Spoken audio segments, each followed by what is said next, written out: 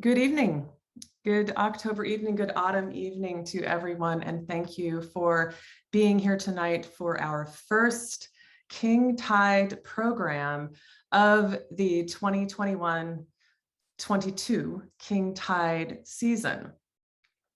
This is the first of a number of King Tide webinars that we will be holding throughout the next few months. Our next one falls on November 3rd, Wednesday. Then there will be another one on November 6th. And what I'm talking about right now, for those of you coming into the room, I'm talking about the webinars. We'll be talking about the King Tide dates themselves, the actual dates of the highest tides of the year in a moment. But right now, I'm just letting you know a few of the other events that are coming up, and we can talk about those later on this evening. So November 3rd, next week, Wednesday, I am very excited to welcome Marina Saros, who will be talking about King Tides kind of internationally, but she actually started King Tides project on the West Coast. She's awesome, and if you haven't signed up for her talk next week on Wednesday, please do so. More information on that later. November 6th, we will be with the Cape Perpetua collaborative. I'll be talking about King Tides on the Central Coast.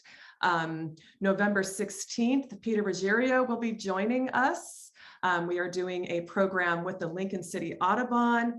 And then December 14th, I will be speaking to the Shoreline Education for Awareness and talking about King Tides on the South Coast. So, welcome to those of you who have not been to a CoastWatch or Oregon Shores webinar. My name is Jessie Jones, and I am the CoastWatch Volunteer Coordinator. We are a partner with the Oregon Coast Management Program, bringing you the King Tides programming. Very quickly, I work for Oregon Shores Conservation Coalition, and we celebrate that the Oregon coast is for the people. Oregon Shores is celebrating our 50th year this year. You can check out more about what Oregon Shores does at oregonshores.org. So my program is the CoastWatch program, and I'm the volunteer coordinator for that program. It's a mile-by-mile beach adoption program. You adopt a mile of the Oregon coast, you do some observations, send those into our website, and then it becomes a sort of open door to a number of other citizen science projects. Once you join CoastWatch, I will introduce you to a suite of partners and other citizen science projects that you can become involved in. For example, the NOAA Marine Debris Program, the Coastal Observation and Seabird Survey Team, Beached Bird Program. There's a beach grass hunt happening this year as well, and a number of other programs. So check it out. Here again, next week, Wednesday, November 3rd, King Tides in your neighborhood, imagining the Oregon coast of the future with Marina. So our upcoming King Tides, November 5th through the 7th, December 3rd through the 5th, and January 1st through the 3rd.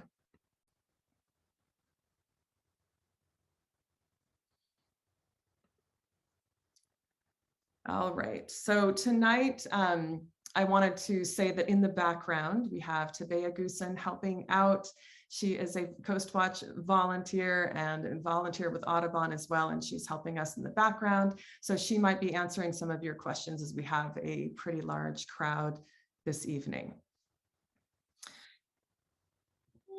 And I would also like to welcome Kristen Banz, who is joining us from the Cape Falcon, from the Friends of Cape Falcon Marine Reserve. Hi, Kristen. And she is going to be doing a presentation after I talk to you about the King Tides, but you can stay on with me right now, Kristen, that would be awesome. I'm going to be just kind of talking about the Oregon King Tides program, the history of the program. I'm going to be talking with you about the Oregon Coast Management Program, and I'll be giving a background of that. We'll be looking back at the most recent season of the Oregon King Tides Project. I'll be heading into their website, showing you some photographs. We'll be talking about how king tides can be useful in thinking about climate change impacts on the Oregon coast. And we've got the dates of the king tides. And then I just wanted to remind folks as well, if you would like to get on that website, but I will be visiting that, is the OregonKingTides.net. All right. So this is the time of year that we are reminded that the true force of the sea, a sea that does not hold back and gets closer every year. In addition to encouraging participation in the Oregon King Tides Project, the best message that CoastWatch can send and our partners can send is to stay off the beach when the tide is high during the king tides. So what I have here is one of the best websites for the tide tables.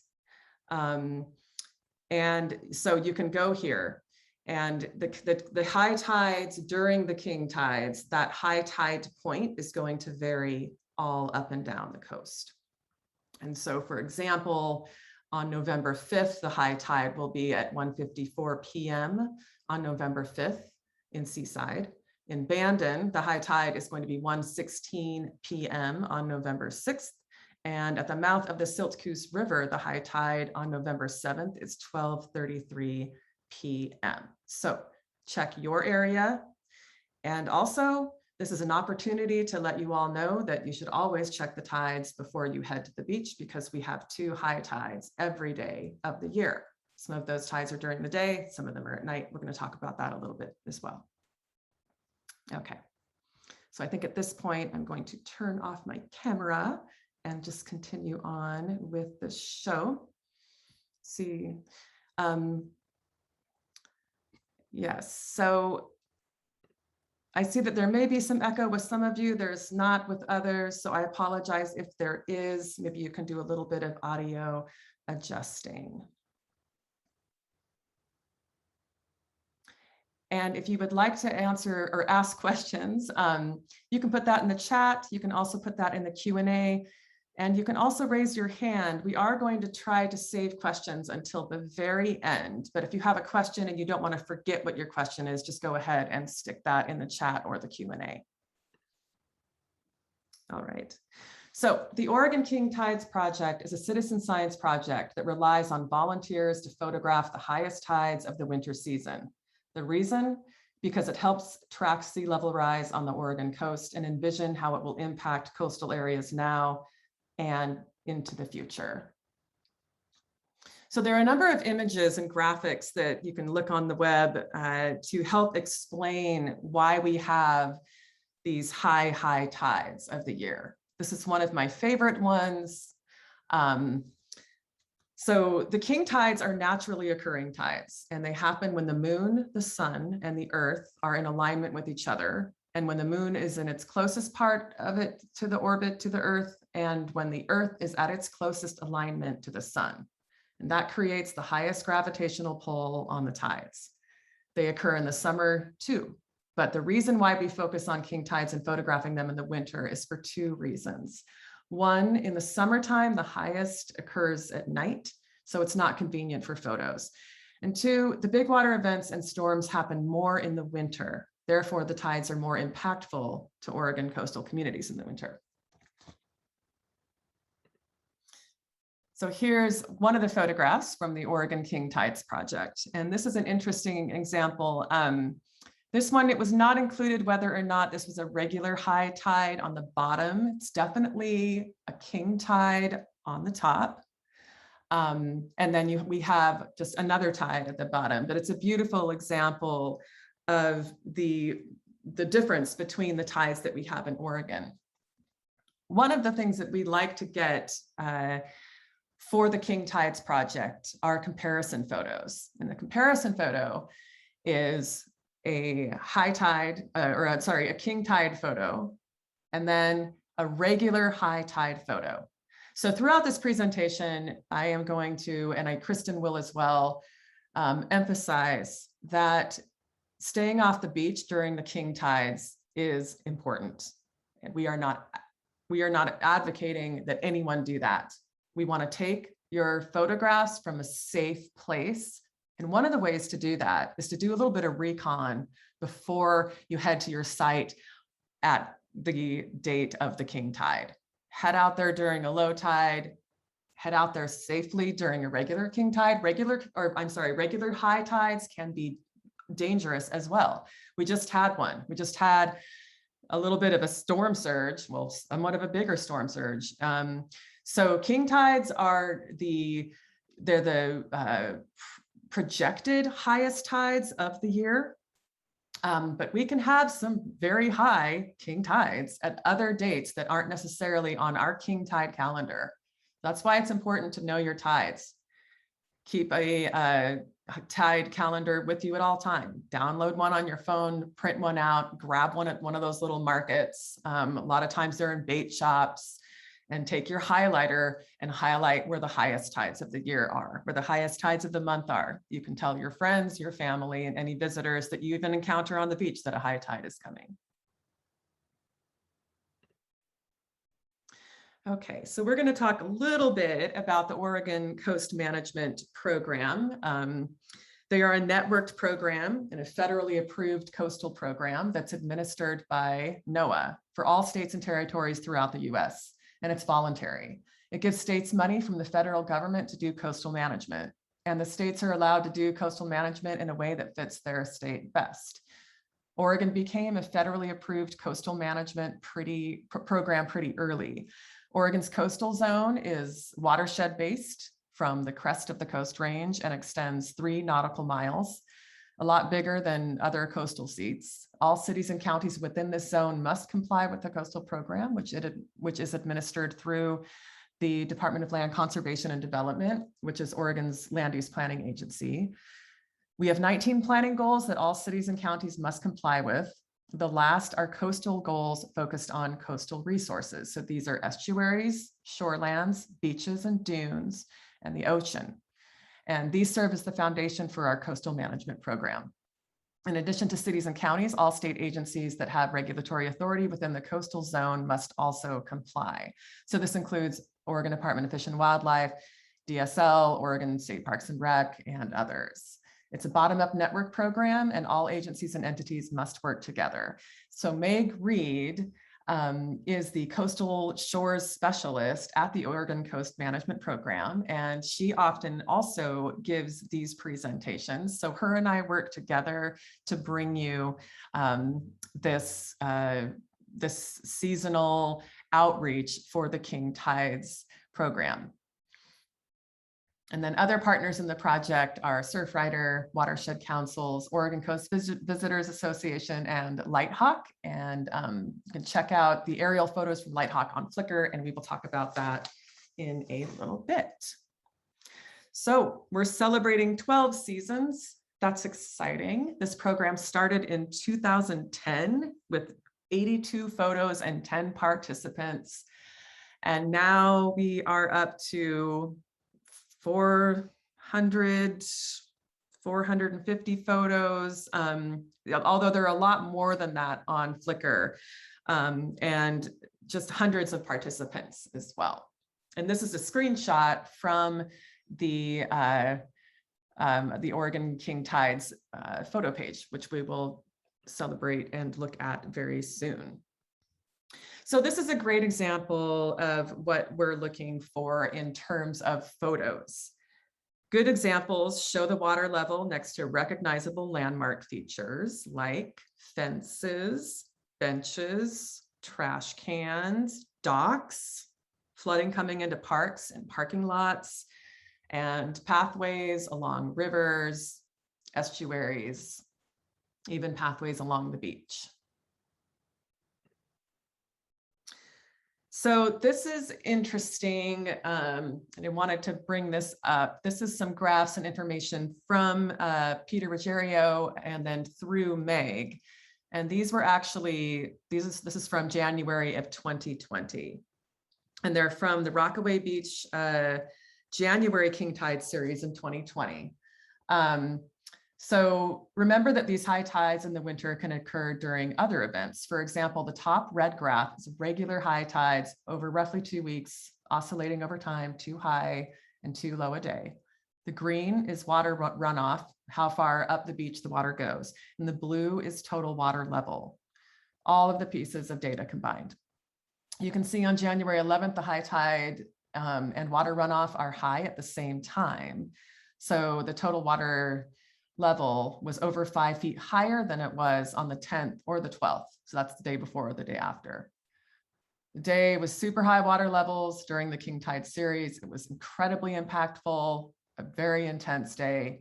This particular type of event only happened 10 other times since 1980 in the Rockaway Beach area. The graph goes back to 1980 when we first started getting king tide data. You can see that here, very high. And I want to show you a video of that. So this is in Rockaway 2020. Do that one more time so you can see it.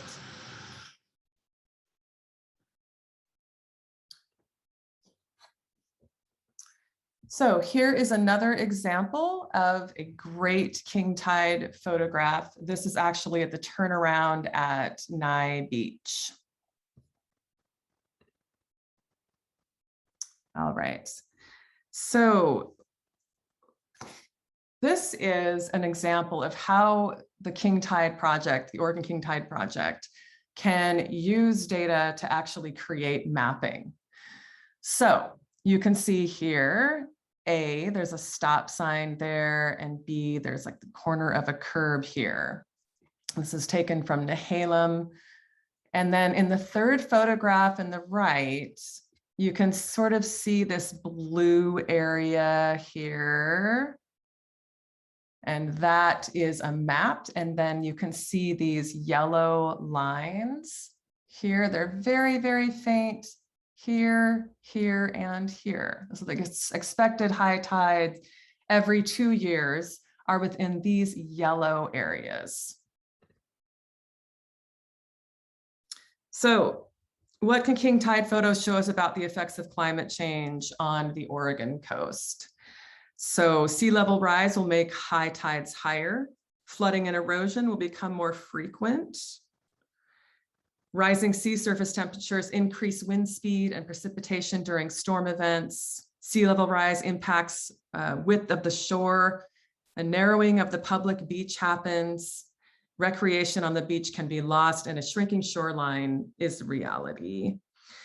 And we are already seeing this in some areas of the coast. Saltwater intrusion into estuaries impacts groundwater, transforming coastal habitats and the plants and animals living there as well.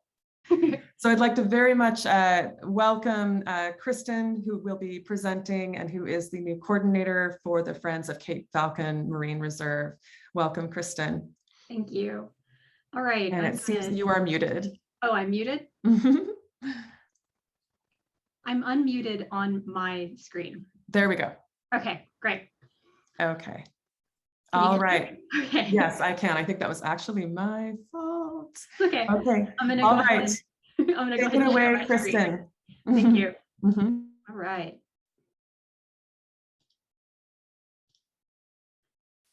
Well, hello, everyone. Thank you so much for choosing to spend time with us this evening. My name is Kristen Banz, and I am the program coordinator for the Friends of Cape Falcon Marine Reserve. And I am part of this presentation because the Friends of Cape Falcon are partnering with the Oregon King Tides Project and Oregon Shores to do a community science project around this idea of photographing the king tides. And we've participated in this project for a number of years, but this year we wanted to put some more kind of curbs to the process so we can get a little bit more robust data to help us understand these changes over time. Now, I would be remiss if I didn't share a little bit about Oregon's marine reserves. So Oregon has 5 marine reserves, And Cape Falcon is the northernly-most reserve. You can see here at the top of your screen. I'm circling it with my cursor now.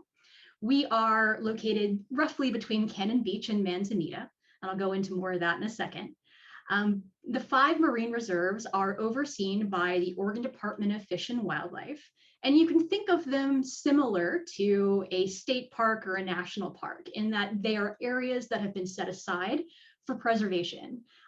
In addition to that, they are areas that allow us to do scientific research, formal scientific research, also community science projects that help to inform that formal work.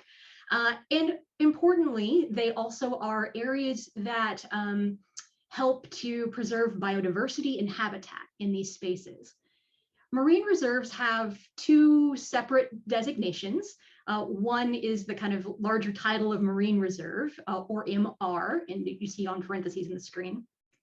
That designation means that there's no take. You can't extract anything from the ocean in these spaces. So you can't have any kelp or shellfish or fish or any marine mammals or birds. All of the good stuff that lives there needs to stay there. In addition to that, there's no development whatsoever in this space. Now, generally, sandwiching or butting up against these marine reserves or MR designations, you have marine protected areas. And these marine protected areas are slightly different in that there's some take allowed, and that is dependent upon each of the spaces and the regulations that go with them. So there's the designation with the marine protected area and the take allowed is similar to how each of the marine reserves have their own identity. So all of the marine reserves are a different size or shape and have different types of critters that you can find in them, and they look different. And that's similar to how the designations in the MPAs are aligned as well. So if you want to know a certain reserve that's not Cape Falcon, you would go to the ODF website and look up information about what you can take from that particular area. Also, when this designation, there's no development. So again, no ocean development. Now, I know that I have said no multiple times in the past couple of minutes, but there are amazing things that you can also do in these places. Like a national park or a state park, you can recreate and it's encouraged. Come to the beach, walk down the beach, go hiking, go kayaking, go surfing, go snorkeling, go swimming, go tide pooling. We have an amazing tide pool ambassador program that we launched last year. So we definitely want you to come and enjoy the beauty of these spaces as well. Now, Cape Falcon, I'll talk a little bit more about. Cape Falcon itself has a 20 square mile section between Arch Cape to the north and Manzanita to the south. We are the youngest of the reserves. The reserve's anniversary, 10-year anniversary, is coming up very soon. The earliest reserve was established in 2012, and we had restrictions started with our site in 2016. The Cape Falcon Marine Reserve has 2 MPAs, one that is in the ocean itself, in the ocean proper, which is around 3 nautical miles out, and then 1 shoreside. The types of take that are allowed in these MPAs are listed on the screen. So the West MPA, or the one in the ocean, you can only take salmon by troll and you can crab. The cool thing, one of the cool things about Cape Falcon is we have a soft-bodied habitat. It's a lot of sandy areas.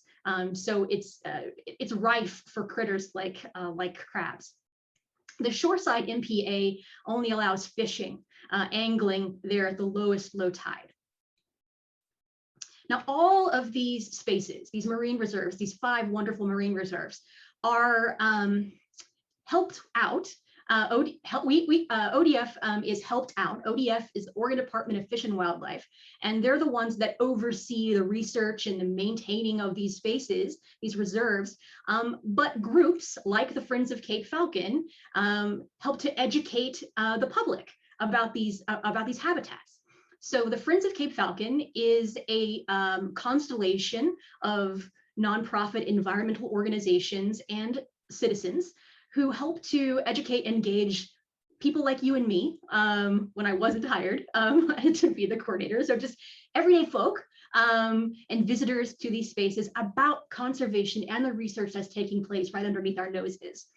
And through that, the hope is that we establish a personal connection and foster a nurturing relationship with these wonderful spaces so they can continue on long after we're no longer here.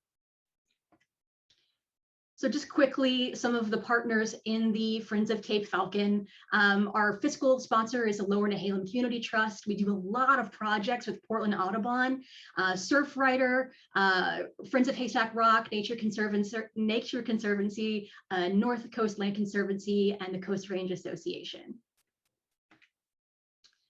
Okay, so what about the King Tides project as it relates to Cape Falcon? So we have 4 goals that we would like to wrap around this project. And we want in this space that we share with the public and share with you, we want to establish these photo locations, and we want to receive photos from categories that are official King Tide categories that have been established through other King Tide projects and help to create a more neat package around the data that we're getting. We'd love to receive before and after comparison photos, as Jesse was talking about earlier. And we also want to have you participate through us. You don't have to sign up as a volunteer or participate through Cape Falcon to do this project, but we would love to have that happen. And these 4 things are also associated with personal safety. Number 1 for us is we want you to be careful when you're out there. You already saw some pretty gnarly videos about the reach of these tides, but this is a community science project, and we want you to have a good time, but we also want you to be mindful of how awesome nature can be and how it can change on a dime. So just be careful. Okay. So the next 2 slides are going to be about locations that we are interested in having data pulled from. These locations listed on my screen are moved from north to south, and they're related to the map. So there are teardrop shapes here on the map that I'm pointing out with my cursor right now. These relate to the 4 locations going from north to south on the list. So the locations are 2 residential areas, Cove Beach and Falcon Cove. These locations are more difficult to get to, and we do not encourage a lot of folks to go down there because, 1, it is a residential space, but also it's a little bit precarious to get to. The 3rd location is here, which is probably the most popular location, one of the most popular beaches in Oregon, and is definitely the most popular spot within the reserve at Short Sands Beach in Oswald West State Park. And then lastly, rounding out the group is the Neahkahnie Beach access, and that is at the furthest end of the Marine Reserve. The neighborhood locations that we are interested in pulling data from are communities that abut the reserve. So Seaside and Cannon Beach and Manzita and Nehalem, again, moving north to south with these locations. The suggested spots, like the Neahkahnie River Bridge on Highway 101 outside of Seaside, the Acola Creek Bridge in Cannon Beach, and so on. Those are suggestions. You do not have to visit these locations. Jesse will pull up the Oregon King Tides website in a bit, and you will be able to see there are other priority locations in and around these neighborhood areas. These are just some suggestions. Again, any of the 8 locations that I just 4 from Cape Falcon within the reserve proper, and then these 4, we want you to make sure that you've scouted them in advance. If you are not necessarily from this area, you're maybe joining us from Portland or Eugene or wherever you may be. You may be in Alaska, I don't know, and you want to come down to Oregon. Make sure that you are familiar with these spots before you go. The King Tides are definitely it can be a hairy event, And some of these locations, like the Mechanicum River Bridge, are on a highway, and it's slightly dangerous to observe things from that location. The next slide is talking about another goal that we have. So the first goal I mentioned was photo locations. So I just shared with you 8 photo locations. Number 2 is to get photos from those specific categories. And this is a screenshot from the Oregon King Tide's Flickr page. And it has on the bottom here 5 different boxes, and they are the categories with which we're interested in gaining information from. So I'll read them out quickly. Service infrastructure, access points, roads, highways, and bridges, residential neighborhoods, parks, and pathways. Now, not all of these are going to be applicable to locations inside of the Cape Falcon Marine Reserve. They're more going to be, the breadth of these categories are probably going to be more applicable to areas, the neighboring areas that we mentioned earlier. I'm going to go through very quickly some examples of what I am looking for, or what we're looking for this community science project. The photo categories, again, I'll go over, but this is an example of an image from within the reserve taken during a King Tide event, and it is an example of the photo category parks and pathways. So I've taken a screenshot from Google, an aerial view of Short Sand Creek, which is the mouth of the beach access to Short Sands, Short Sand Beach, which is smack dab in the middle of the reserve itself, the Cape Falcon Marine Reserve. Now, this also is a great example of, hey, we would love comparison photos, because I'm showing you in this presentation an aerial view taken at a different time, and it's showing a tide that is a low tide and not necessarily a normal high tide. So again, we're looking for comparison photos from the same site, generally from the same view, and also at a normal high tide. So that is what a before picture would be. And this is the category of park and pathways, because this is the pathway into the Short Sands Beach access. This after photo is of a King Tide. And I also want to point out, in this after photo, this person is extremely close. I'm not recommending that you get this close to the water. And I will point out to you too that this area, where I'm moving my cursor about, this is the beach access.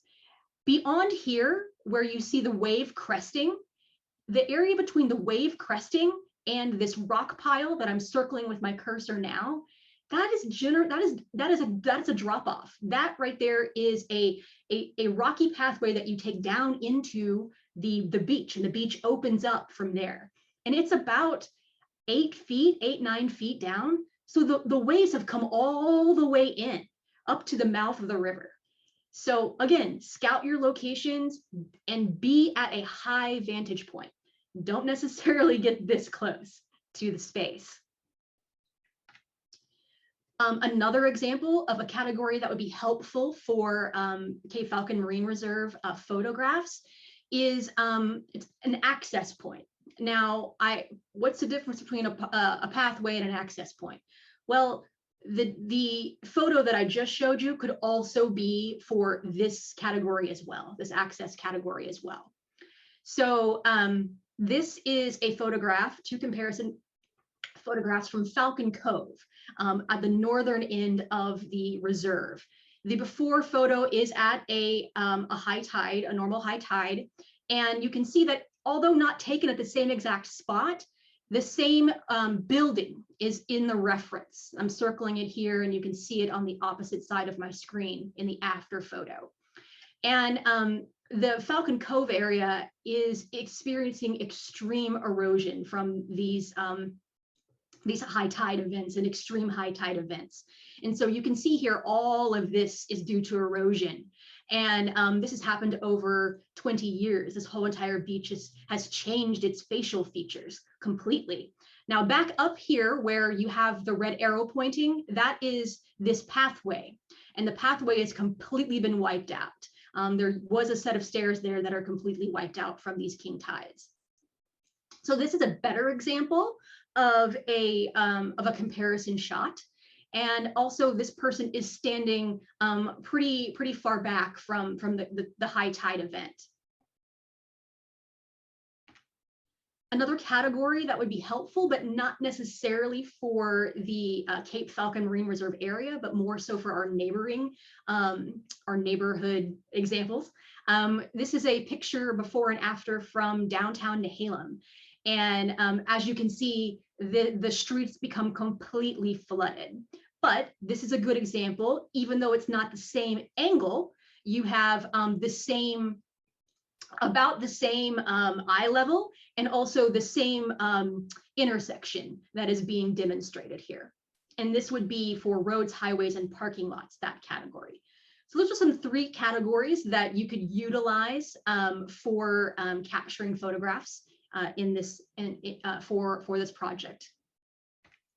Now, I know we keep hitting it home, but I'm gonna nail this down a little bit too. Please consider your own safety before going.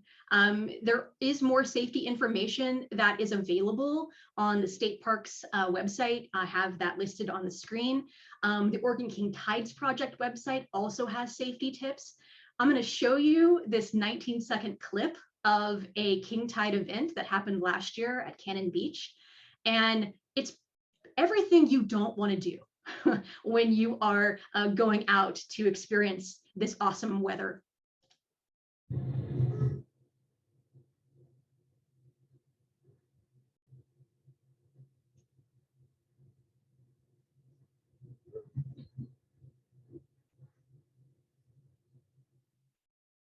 So those folks were extremely lucky. And I will just mention briefly that, you know, I doubt that they check the weather. So know your weather conditions before you go. Definitely check the site beforehand. This site that was in the video is a normal beach access to Cannon Beach. And that water has come all the way up to past that beach access. And it is surrounding some of the buildings that are closer to that access point. So even though it's a known space, they are way too close. They should have been much further back. So check the site beforehand, check those tide tables before you go. Make sure you are staying high. Don't get on the beach. Never turn your back from the ocean, and always be aware of your surroundings.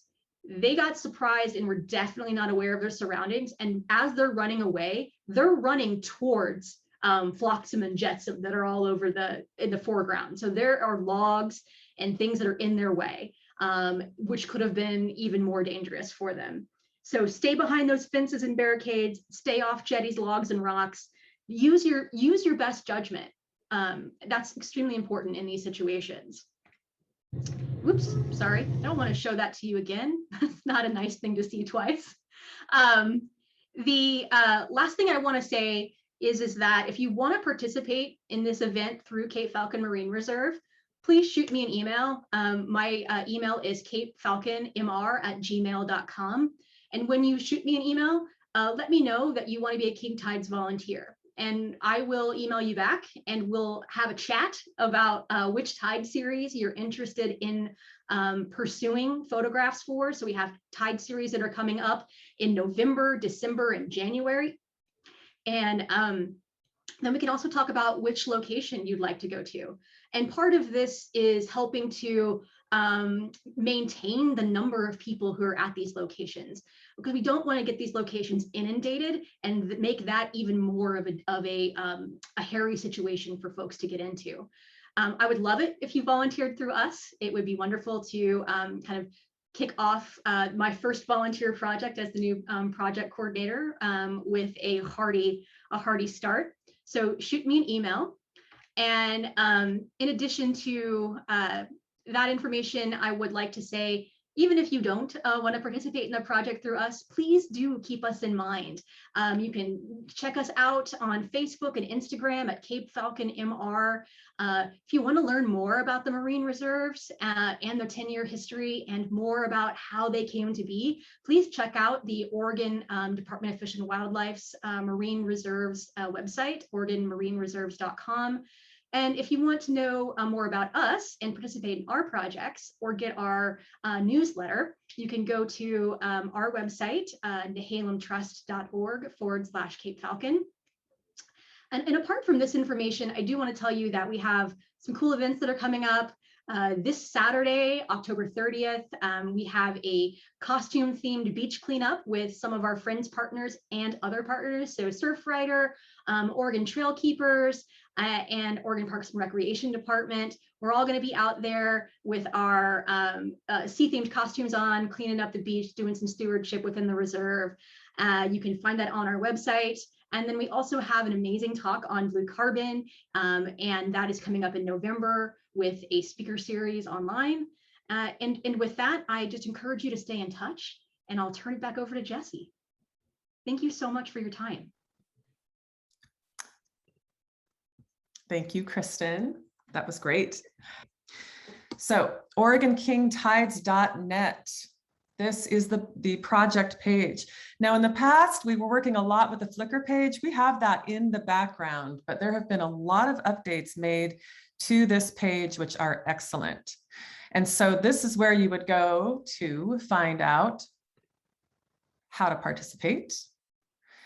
I wanted to mention that last year we had a photo contest, and we're going to be doing that photo contest again. Now, how do you enter that photo contest? Well, all you have to do is submit photos, and then we have some judges, and then we choose them that way. So if you participate and submit photos, you are entered into the contest. All right, so how do you submit your photos? You would go, we'll do this again, go into participate and go into submit. And then you'll see here, there's a photo submission fillable form here. You can see here, yes. And if you would like to be in the contest, yes or no. Please enter your name if you would like credit. And then you would simply click here, and then it will go to your computer, to your image files on your computer, and you simply upload it.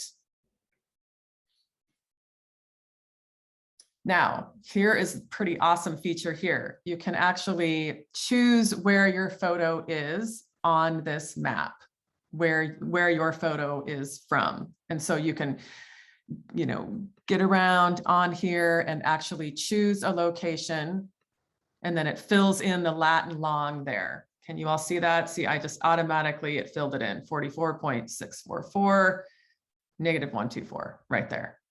And then it's going to change when I go on the map. So you can find your location for the most part, and where you are on the Oregon coast, and just click that. And you can also do a search. And then you're going to zoom in. I also had somebody ask questions about estuaries and bays. Yes, please. What I did last year was I went up some of the tidal rivers. I live in Astoria, and I photographed some of the tidal rivers here. So the Lewis and Clark River, also known as the Natul River. And then on Young's Bay as well. So here's the Mechanicum River estuary. So if you take a photo here, there you have your lat long. All right.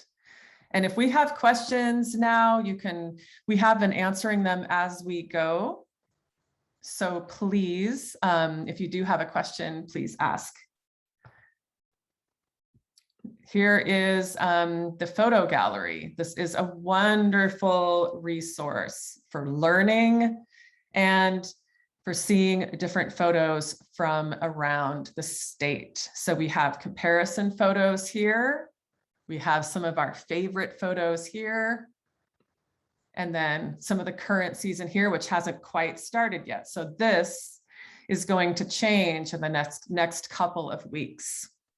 So you can see here, this is one that I used tonight in my presentation. This was taken in October of 2020, so a year ago.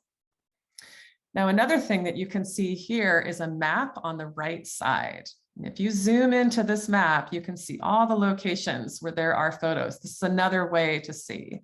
And I just want to give some kudos to the team at the Oregon Coast Management Program who have just been working over the years to make this website better and better and better.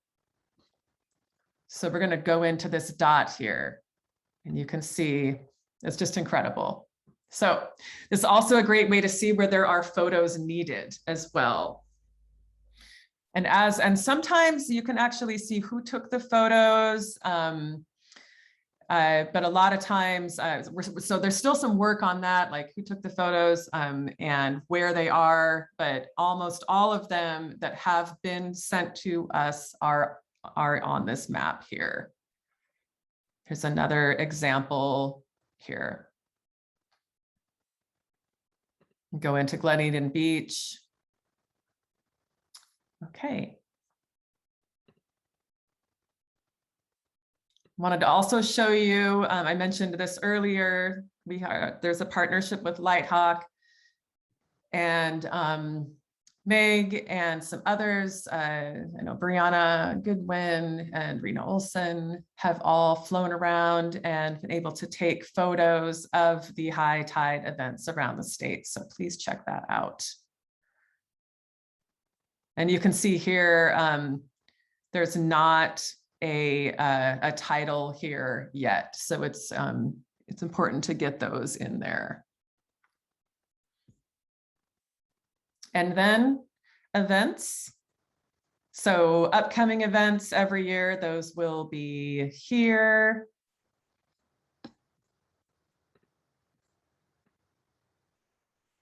And then there's more information here about what a king tide is if you wanted to look more about that, the project purpose, and back to home.